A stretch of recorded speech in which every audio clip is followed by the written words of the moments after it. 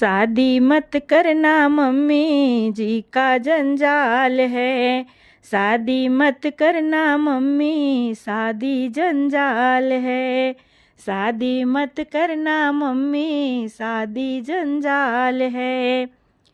पहला बुलावा मेरे ससुरा का आया है।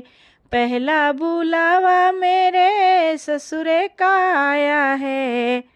ससुरा से कह दो मम्मी लड़की नादान है। ससुरा से कह दो मम्मी लड़की नादान है। शादी मत करना मम्मी शादी जंजाल है। शादी मत करना मम्मी शादी जंजाल है। दूजा बुलावा मेरे जेठा का आया है। दूजा बुलावा मेरे जेठा का आया है।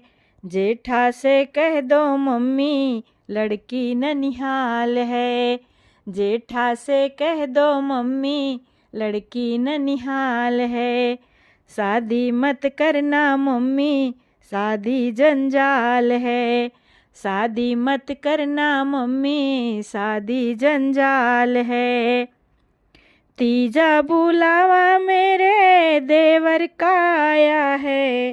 तीजा बुलावा मेरे देवर का आया है। देवर से कह दो मम्मी लड़की बीमार है। देवर से कह दो मम्मी लड़की बीमार है। तीजा बुलावा मेरे देवर का आया है। तीजा बुलावा मेरे देवर का आया है। देवर से कह दो मम्मी लड़की बीमार है।